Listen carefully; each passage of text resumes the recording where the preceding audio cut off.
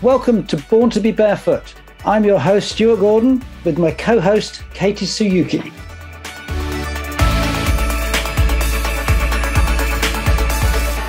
So here we go. Welcome to our latest podcast with Born to be Barefoot, with my co-host, Katie Tsuyuki, who's now ensconced back in Canada, having returned from New Zealand. Good evening, Katie. Hello, good evening. And we're both going to give a really, really warm welcome to our lovely guest this evening, who's a lady by the name of Grayson. Grayson is astonishing, quite frankly. She's a current world champion in mountain running, which is a new sport to me, I've got to confess. And also got a bronze this year in the vertical climb for mountain climbing as well. So this is quite astonishing. I don't think we've had a current world champion on yet in the series. Katie, I don't think we have we? We've not current ones. No, we have a few world championships, but not for this current year. So this is really exciting. So Grayson, welcome. And let's kick off and find out what happened in June in these world championships. Tell us about it. Thank you for having me. Yeah, well, June was pretty fun. We were in Innsbruck, Austria. So some pretty spectacular views and race courses. And over the course of 4 days, the World Championships has 4 events, the VK, the 40K, the 80K, and the Classic course. So I did the 2 short events, the VK and the Classic course. And the US just did really well as a whole, too. We were, I think, bronze overall, men and women. They conglomerated results somehow and scored teams as countries for the 4 events across both genders, and we were 3rd. So it was a great showing overall for the country. That's cool. Who was first and second? Like, what other countries are pulling pretty high in these events? I think France did well. I think they were first, and second was Germany, maybe. Wow. Okay. And excuse my ignorance, but VK, vertical kilometer, right? Like, what does that? Is that just 1 kilometer at a certain grade for speed, or? No, you climb 1 vertical kilometer. So you're climbing 3,200 feet. And then usually the distance is about 5K. This was a little bit long. So it was 4 miles, which is about 6K. Usually they're a little shorter and steeper than that. But it was still quite steep if you've seen the videos or photos online. The last grade was like a 45% grade. So you're not really running at that point. 45% grade. Yeah. That is literally like you are a mountain goat. Yeah, you're not running. You're just trying to finish. Wow. That's unreal. And then when you say classic course, what does that entail? The classic is traditionally about 15K, and it's up and down. So that's why it's different than the VK. So you're climbing and ascending. And then this year it was like a 2-lap course. Sometimes it's just 1 loop. It can kind of differ on the course like that. Okay. Wow. And what's your timing for those things? What was your times for those 2 events? I don't think times really matter because the courses are so different. They're kind of irrelevant. Like you could have a really technical course that would take a lot longer, but for the same distance. In general, the VK is between 30 minutes to an hour, depending on the course. And in general, the 15K is like hour to hour and a half, depending on the course. Right. Okay. That's pretty unreal. It's a pretty fast vertical 6 kilometer kind of run, walk. Yeah. Survive. I like the point about the time being irrelevant because, as you say, it's just a race, isn't it? Every single time then it's to just race on. No interest in times. I mean, I know I've looked at your track times. You've got some fantastic times for 5K and 10K as well. So really interesting. You do a whole cross section of running. You don't just do the mountain running. You do track, you do ultras, you do road running, the whole lot. I don't do ultras. Do you not? No. Why not? That is, I like running fast, and I still have a lot of goals for the track and the road. And I think that's where the training would start to diverge to a point that it would be too hard to be successful at both. So I don't do ultras. So Grayson, why don't you give us a bit about your history? Like, how did you get into this? Like, has it been since you were a toddler, or your parents were like, that girl needs running shoes? Not really. I grew up playing just a lot of sports in general. I played soccer in high school and my first year of college, and then the college level soccer just wasn't as fun to me. And I think I just was pretty burnt out. So at that point, I switched schools and then kind of walked on to a track team, and the rest is kind of history. So I ran in college for 4 years and played soccer for 1. And then after college, just kind of figured I would continue on like the traditional path, which is kind of running professionally on the road and the track, and then kind of just fell into trail running my second year in 2019, just because it sounded fun. So I tried a race and was kind of blown away at how fun it was. So I've been continuing to do all 3 ever since. Wow. Okay. See, everyone should just do sports. Yeah. Moral you said you story. got this dreams for the track. What's your event? Is there a particular distance that you want to really try and aim? What is the dream and which distance? Let's put it that way. At this point, I think would have more dreams, I would say, about the marathon than the track. I finished 6th at the Olympic trials in 2021 in the steeplechase. And I really like steeple. It's really fun. The track environment, though, is not, compared to road and trail, for me, that's like the lowest of levels of fun. So I think that's kind of would be the first one to go. So I don't think track will be a focus for me moving forward. It would be just like auxiliary events, maybe a couple times a year. Yeah. Yeah. It's still good training though, right? Mm-hmm. Yeah. Yeah. I do all my workouts on the track, but I just don't like racing on it. Well, I think I read in one of your comments that for one of your mountain races, you only did one mountain race training session and the rest were all track and street. Yeah, like I'll run easy runs on trails, but I don't do workouts on trails. So I do all that on like track and road stuff. Right. Mm-hmm. Which is quite amazing because I've seen some of your videos on Instagram and watching you come down that mountainside, like you're just like a bowling ball going through these, like bushes. Like yeah, it does look like fun. Yeah, that's pretty cool.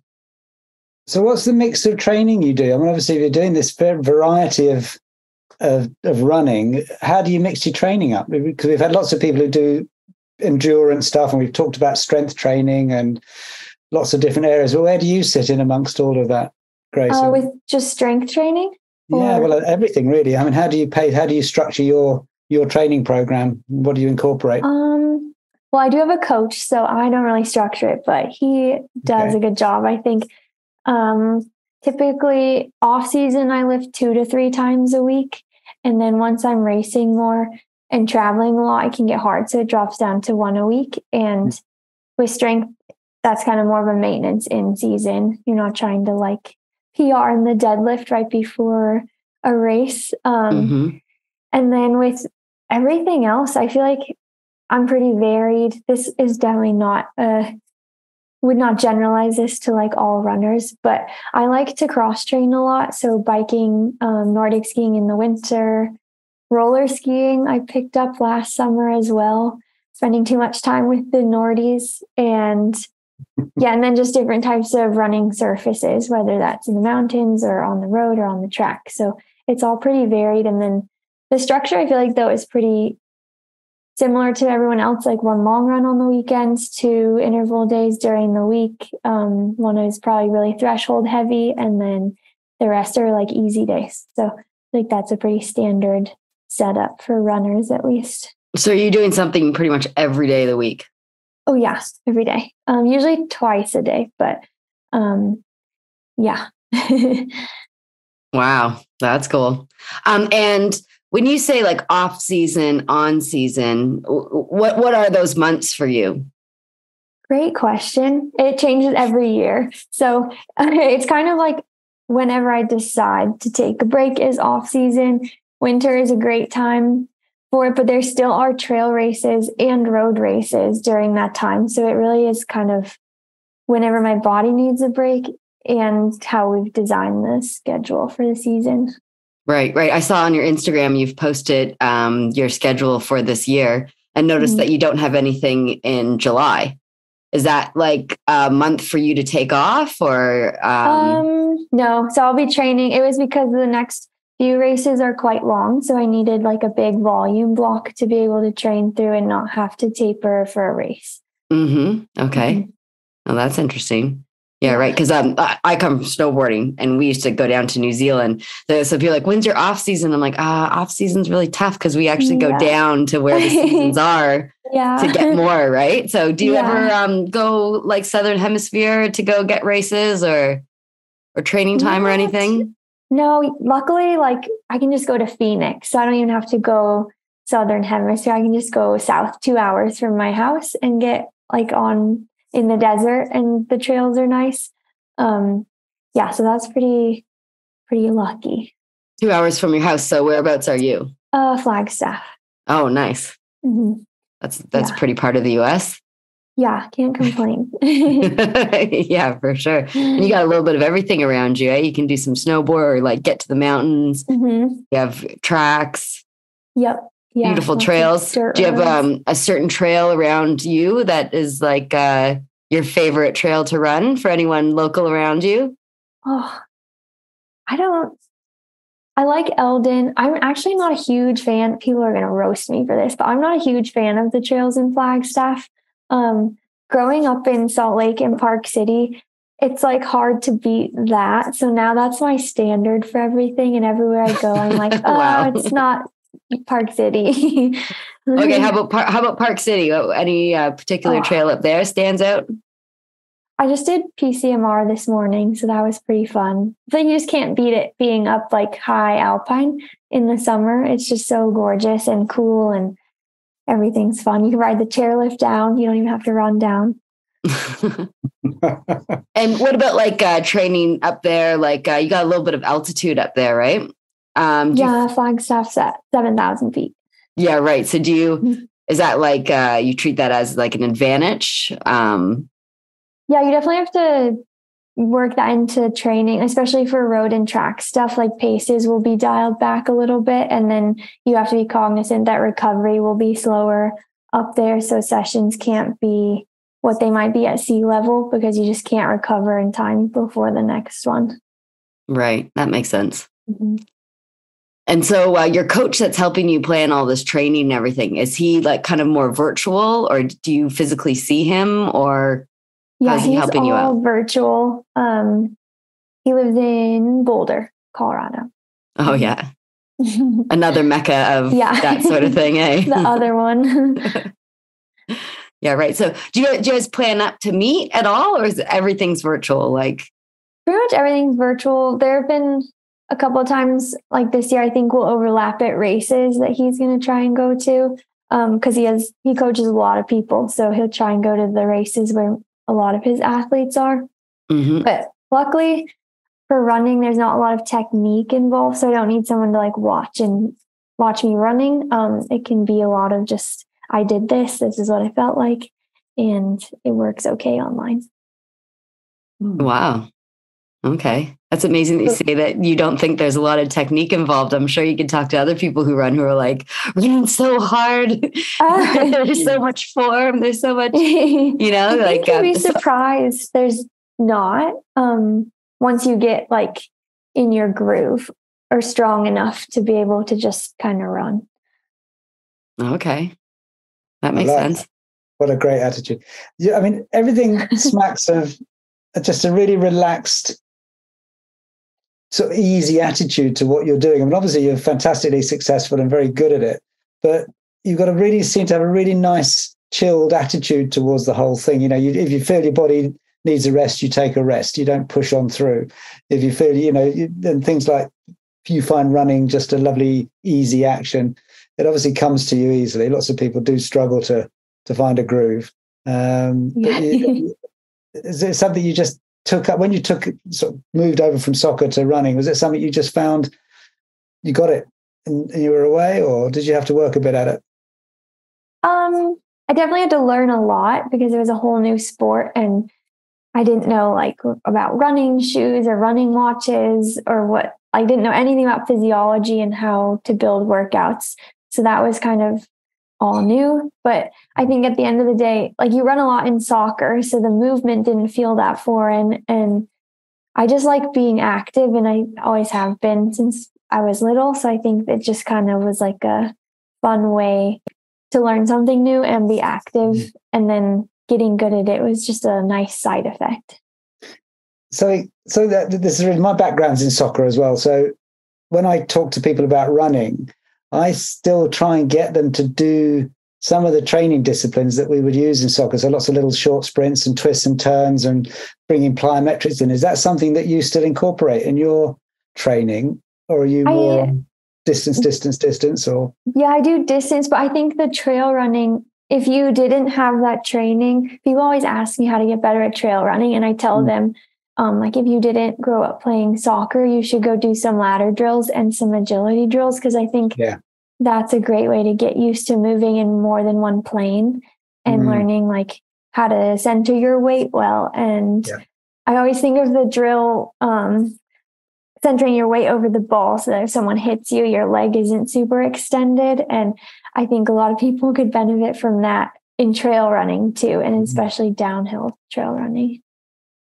Yeah, it's a great bit of advice. I mean, funny enough, one of the things I say to people who run and come see me who get injured is when you start running again, mix it up. You know, if you've got a slope along the side, just go up it and come down it, go sideways a little bit, run backwards occasionally, really challenge your body's ability to cope with sudden changes. Don't just keep going in a straight line all the time.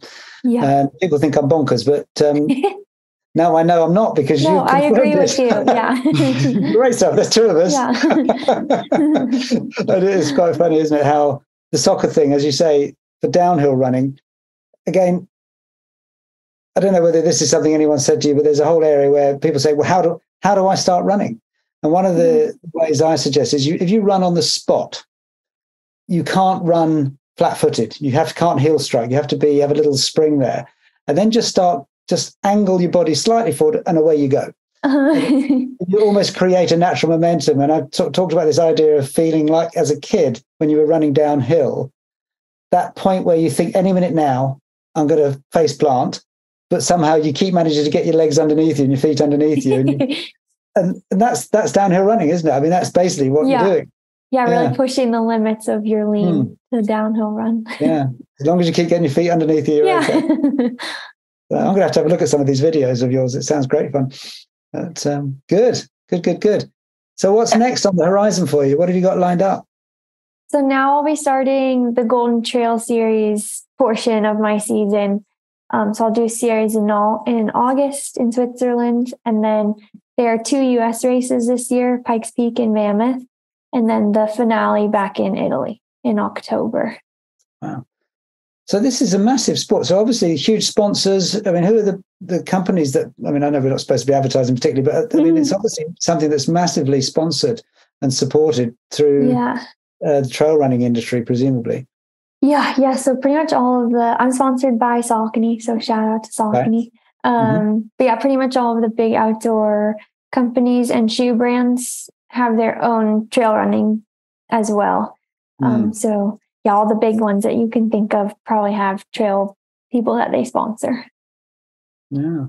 Wow. I see one of your sponsors is called Inside Tracker, and it seems like you do a lot of blood testing with them. Is that what it is? Yep. Yeah.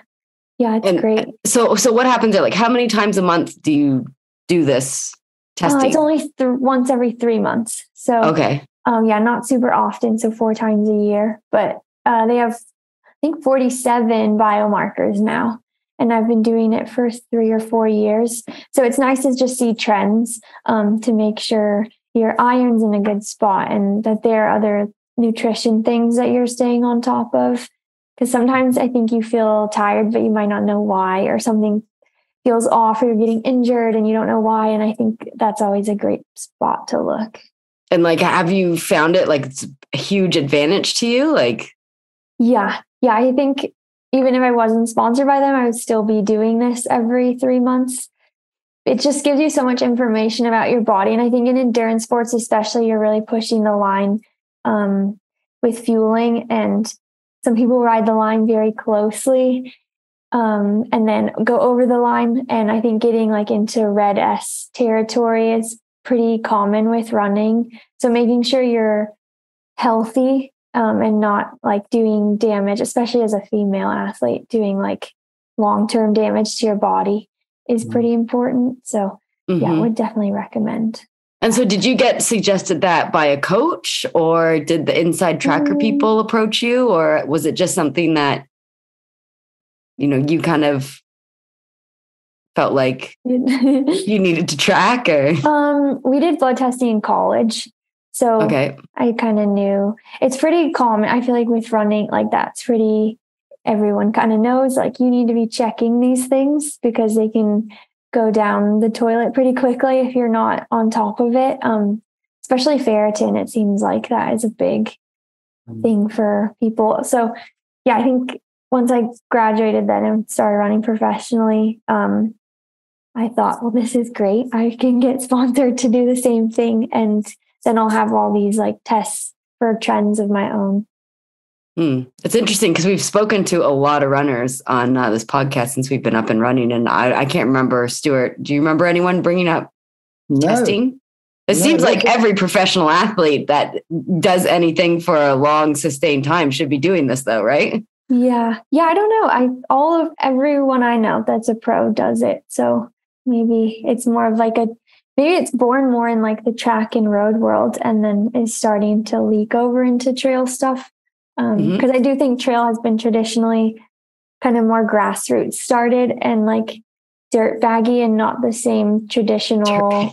Yeah. Not the traditional, like you ran in the NCAA and then you ran on the road and now you're here kind of like path. So I think maybe it's starting to change. Right. And did you do NCAA? Was that what you did in college? Yeah. Oh, wow. Yeah. Okay. I'm going to be a bit ignorant. What's NCAA? The National Collegiate Athletic Association. Got it. Okay. Yeah. So all the sports at the colleges are in the NCAA. Right. In the US. Yeah. Like when you watch March Madness on college basketball March Madness. Do you know about that, Stuart, in the States? No. That's like where like all the NBA teams and stuff are watching all the drafts and stuff to see who's like hot and coming up and who they're going to look at to draft and stuff like that. So it's a pretty big deal. Like it's a huge association.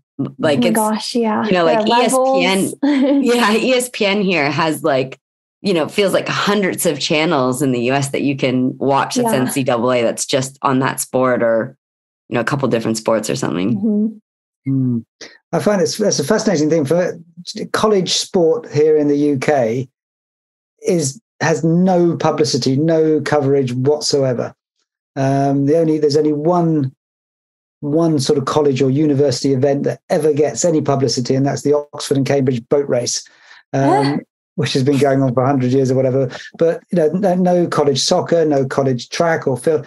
You see and hear nothing about it whatsoever. So there's such a massive difference between development sport here and in the States. Is it the same in Canada as well? Is that coverage the same or? Oh yeah, they don't cover any college sports. But I mean, like most of our high-end college athletes get sent to the States anyways, because Canada doesn't do any scholarships. Whereas in the States, you can get full scholarships and, do your degree or whatever. As well my best friend also is British. And she did all of like 6 years at the University of New Mexico with a full ride. And then a lot of my teammates were from England too, because they just are so good that they can compete and then get college paid for.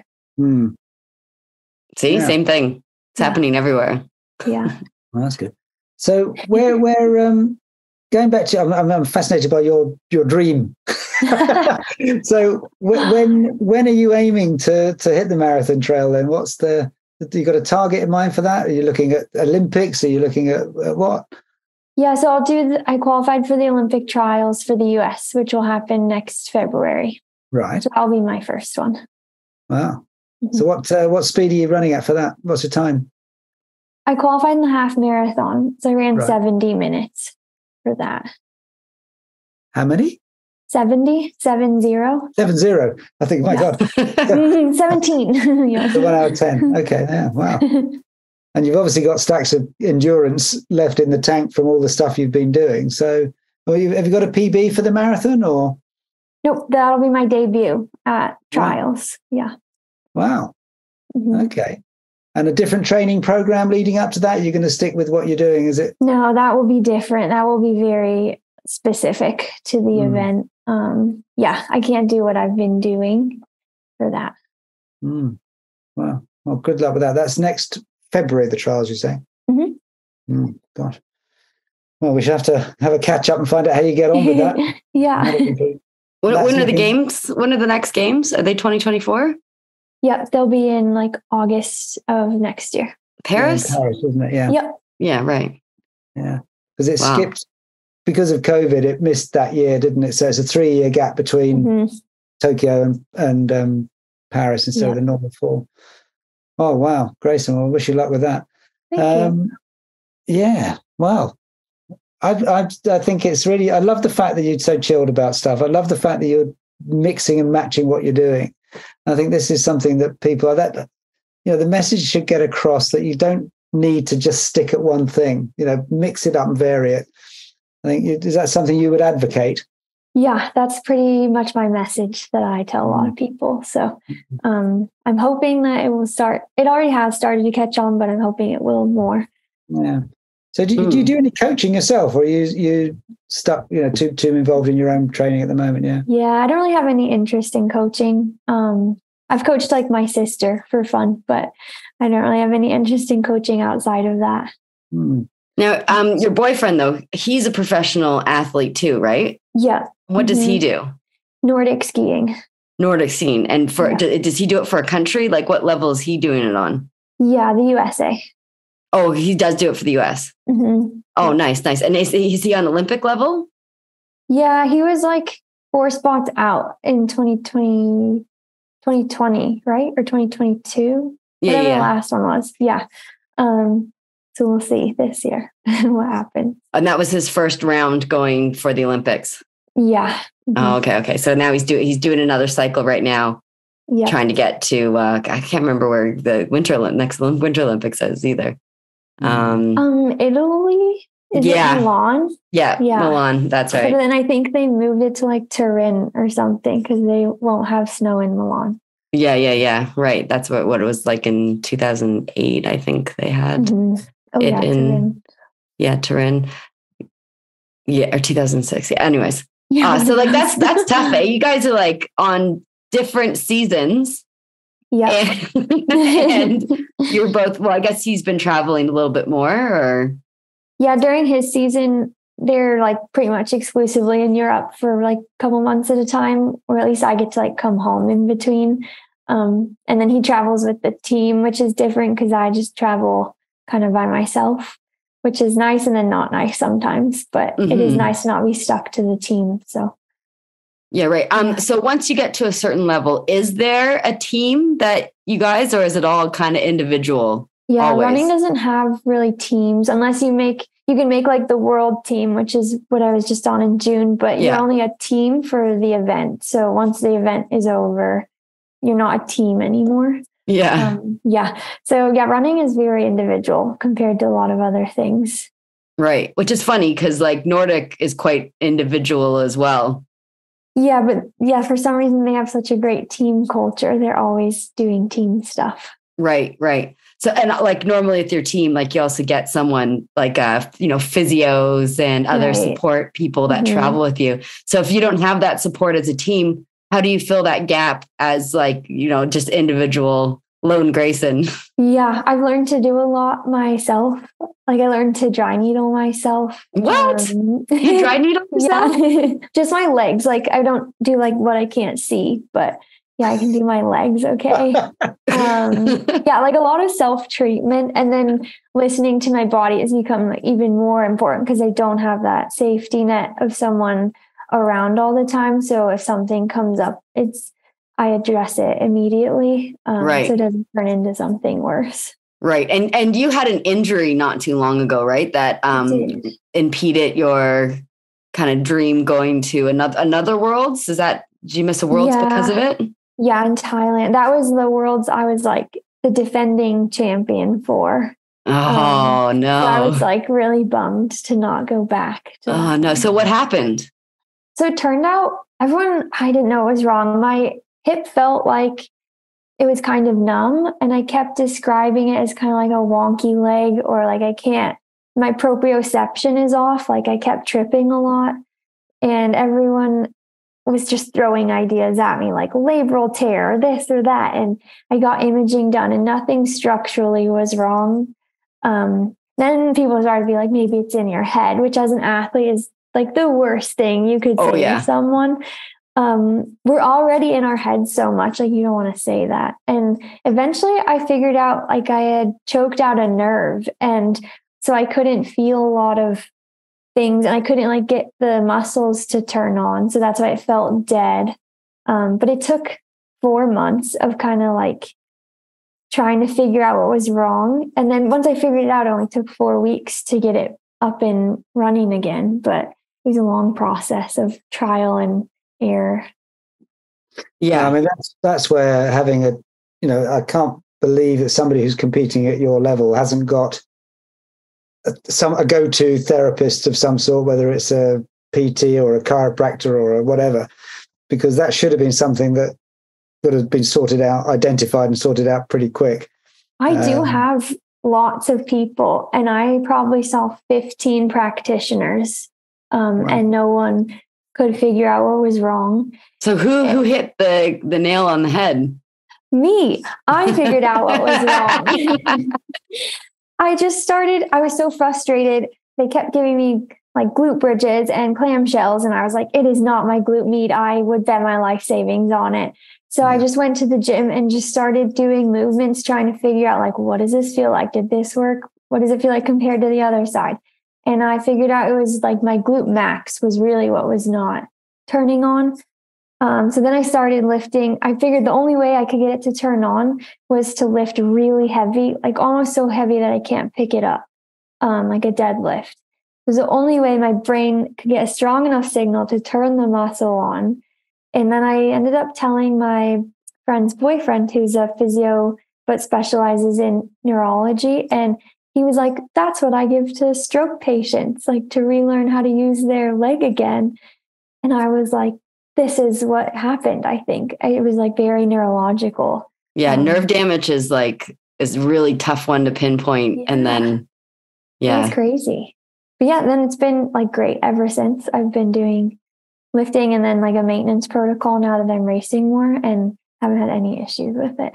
Right. And before that, have you ever like worked with lifting heavy, like heavy, Yeah. So growing up playing soccer, I feel like the heavy lifting was very important, and in college soccer too. So I've been lifting longer than I've been running. So I think that's why I was able to do it myself, because I already know like how to lift properly and not hurt myself lifting that heavy.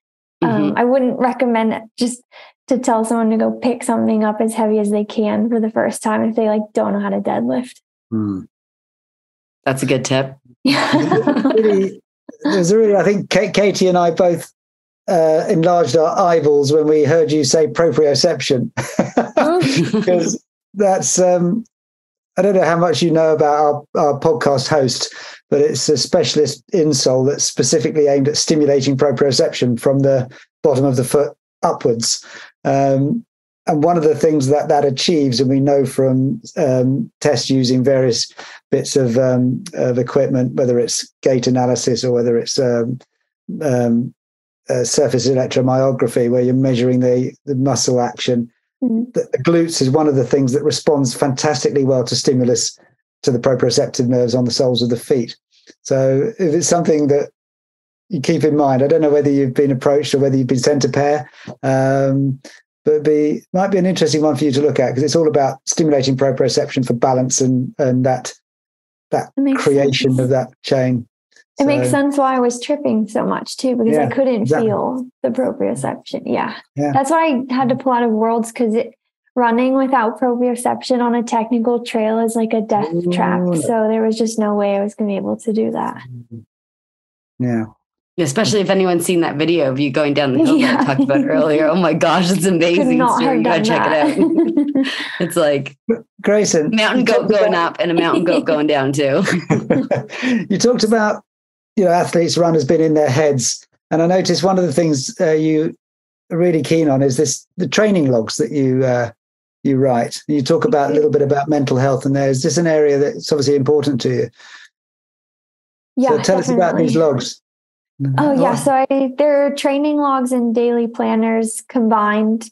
The idea being that like you put a lot in your training, but there might be a lot of stuff going on in your life too. And stress is stress. So it's important to see everything that you're doing.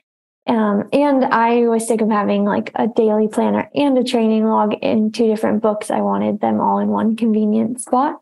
And then the other parts are like habit trackers, just to build good habits and like track mileage or kilometers, vert, whatever you're interested in tracking for your training. And then there are mental health prompts every month too, to journal about, or I try and not put that pressure on people. Like I don't even journal all of them. Sometimes it's a good like thought starter.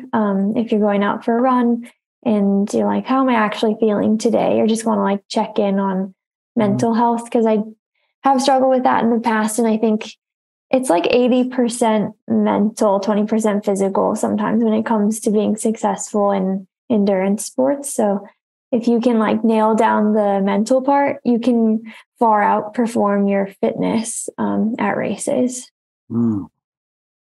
That's really interesting, because the other thing, combining those things, presumably a bit like with your blood tests and things, it gives you patterns. Yes. You can see whether if your physical performance was dipped, hang about, was I struggling a little bit? Something going on stressful in my life? Right.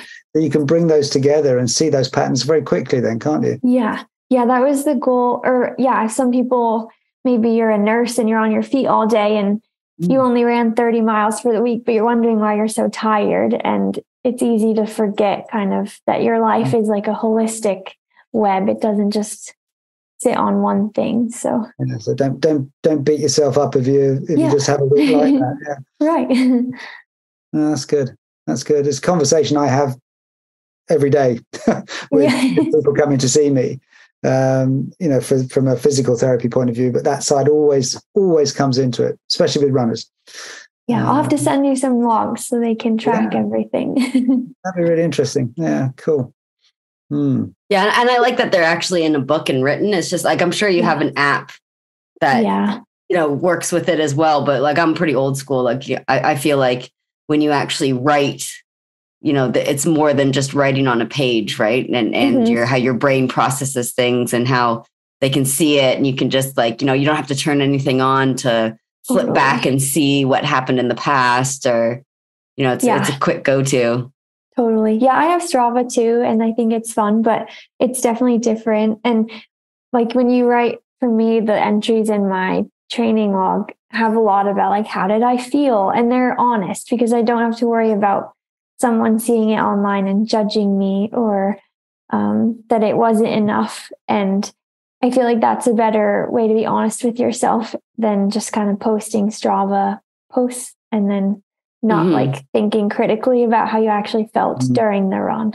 Well, I find like also just the writing part more therapeutic than having to sit there and type anything. Yeah, true. Typing feels so digital, whereas writing, you see it in your own handwriting and it feels more like yours. Yeah, it's like an more intimate experience. Yeah, exactly. Yeah. Now, but the training logs, that's like a little endeavor of yours, right? On your profile, it says you're CEO of that.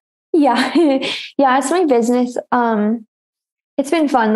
This is the 5th year, so 5th edition, and I've done a couple special editions for races as like their prize or handout for the people that do the race. So it's been a fun way to learn about business and something. I majored in engineering, so that was like nothing I learned in college. It's a fun way to like learn on the fly something new.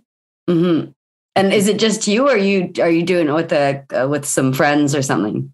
Just me. Sometimes my family helps me. The past 4 years up until this year, I was packaging and shipping everything myself as well. but then it got so big, I had to like get my family to help me like do a speed packaging because there was just too many orders. So now we have a fulfillment warehouse do that bit.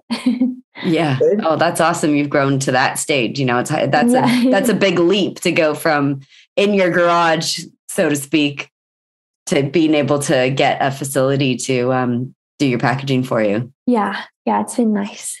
Fun little project. Have you analysed whether it's the people who are taking up this more male or female? It's pretty 50-50, actually. That's good. Yeah, which is surprising.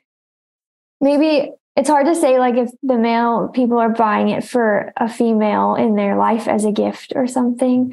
Mm-hmm. But yeah, it's been fun to see like the variety of people it connects to too. And it's not sport specific. So there are like non-runners using it too, or triathletes or Nordic skiers or anything, because nowhere in it does it like refer to running specifically.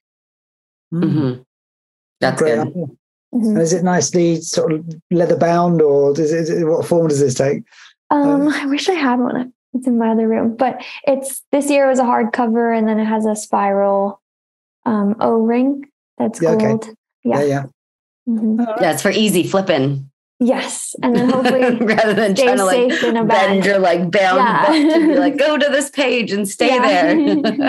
Yep, exactly. Yeah, that's clever. That's awesome. Yeah. Just want to. I've got it. I've just looked it up on the web. Yeah. Oh, it's nice. Yeah. Yeah, something to keep as well, isn't it? Something that you want to value as well. Yeah. I've had people that have bought all 5 years, and then now they have like a little collection, and that's pretty fun to see too. Oh, and wow. You can look back and see like, what was I doing 5 years ago on this day? Yeah, totally. This right? is all it's not just like Apple telling you what you did 5 years ago on this day with pictures. Yeah, it's cool to see what you wrote, how far you've come. Mm-hmm. And this is all under the brand Grayson. Yeah, I just stole my Instagram name and put it on there. I love that. That's cool. So you do have a surname as well. I didn't actually introduce you fully at the beginning because it's Grayson Murphy. It is, yeah. but we'll call you Grayson, as that's the brand. Yeah. Let's get it out there. Just has a good ring to it, really. I love it. Yeah, a lot of people, surprisingly and kind of unfortunately, think my first name is Grayson, and I don't know that that's a name. That's not a name people are named. You never know, though, with kids these days, right? Yeah, like, true. I would. My friend's kid's name's Rambo. I guess that is a name, though. That's better than Grayson, too. Like, you wouldn't rhyme it with your last name. Well, you never know. Lambo or something. Oh, that's good. Well, I mean, it's been lovely talking to you. So, will you come back and have a chat when you tell us about the Olympics and sure. That's something we'd love to follow up on. It's fascinating to see that you're really pushing yourself to that. It's, those levels across the board as well. I love the fact that people don't become so specialized in one running event or one sporting event. Mm-hmm. It used to be more common that people would vary things, and I think it's almost a sadness that it's almost got so professional and so focused, and you must do that. It's like for kids growing up, you've got to start early doing this one sport, and you've got to focus on one sport. You think, no, do a variety, get that range of movements and different skill sets that you'll develop doing soccer or gymnastics or whatever it might be, and then bring that into running later. So it's great. Yeah, there's a great book called Range that talks all about that by David Epstein. Oh, right. Mm-hmm. Okay. Range. Yep. And it's about how generalists triumph in a specialized world. Ooh, I like the title. But yeah, it's all about how you can maybe be successful, but for the most part, people aren't like Tiger Woods, and they don't do one singular thing and become top level at it. Usually the people that are successful more often than not have like a very generalized background rather than specific. That makes sense. Yeah. I'm still quite blown away that you diagnosed yourself after seeing about 15, 20 different specialists. Like at that point, I felt like I was ready to be a physio because I'd been in so many offices and gone through so many results and tests that I could. I'm surprised no one did like an EMG surface test on you, because that's like that would have probably shown it. Yeah. And the frustrating thing is I brought it up to several of the physios saying like, what do you think about nerve issues?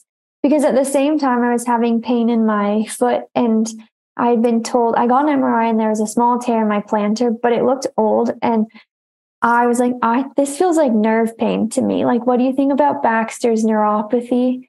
And they were like, no, it's not that. And I was just like, no, this is nerve pain. Like, it's not a torn ligament pain because it feels so different. And the timing of it was so strange when the pain would come on. And they were all like, no, you've just torn your plantar. But it was same side, left side. And then my hip went. And then I was like, no, this is like nerve. And even now, if I get tight, I can feel that like the same spot in my foot will tingle because I can feel the whole nerve like pulling. Mm-hmm. And I just like know that that's what it was. But to be written off so many times was very hard and frustrating. Yeah. Because this is like you're coming into one of your, you're defending world champion. Like you're like, I need to nail this. Yeah, and then pulled out. Did you pin the point to where you felt the nerve was being impinged? Yep, I could draw it. I could circle it with a pen on my foot, like the exact point. Where do you think it was starting from? My back. Yeah, L45. Yeah. And I did get an MRI on my back, and everyone was like, "You have the nicest back I've ever seen." And I was like, "Great," but that doesn't mean that the nerve is not annoyed. Yeah, right. 'Cause it doesn't show nerves, right? MRIs or and something could just be like getting caught somewhere. It was just nerve. Next time you should come talk to us. We can hook you up with some good guys that'll sort you out real quick. What the heck is wrong? Goodness me. Wow. Right. Well, so how do people follow you? How do people get to find you? Grayson. I made it easy. Yeah. That's my username on all platforms, and then my website too. So cool. Yeah, I think it's Grayson_Grayson. Yeah. Mm-hmm. Yeah, and same with your website as well. That one's a dash. That one's a dash. Underscores in URLs, but yes. Mm-hmm. Right. Yeah. So it's RACIN _ Grayson. Yep. GRAY. With an A. Yeah, with an A. Yeah. Yeah. So all of our followers out there, you can go to our Instagram page, check it out. Do you have all of them? Instagram, Twitter? Yep. Threads now. Threads now. Yeah. TikTok. Yeah. Yeah. Or on the World Wide Web. Yep. But use a dash. Take your Grayson _ Grayson. Yep. Yeah. Check out you guys our listeners out there, you guys got to go check out her videos. Because like I said, it's quite impressive. Some of the things on at least your Instagram is from what I saw. And I'm pretty sure probably our nice friends at Barefoot Science will send you out a pair of insoles for you to check out as well. Can't wait. Yeah. I think you'll be interested with it. And if you have any questions about those, Grayson, feel free to reach back out and we can help you with that. And so everyone out there, thank you for listening to us. Stuart, thanks for coming out. That's always.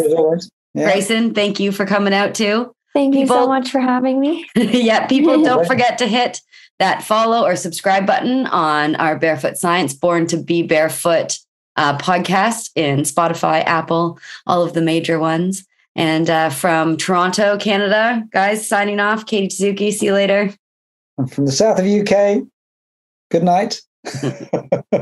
And from wherever you are now, good afternoon. Fantastic. That's it. Lovely. Thank you very much. Okay. You've been listening to the Born to Be Barefoot podcast with myself, Katie Tsuzuki, and the wonderful Stuart Gordon. Please remember to hit the subscribe button and give us a 5-star review. We'll see you guys next week.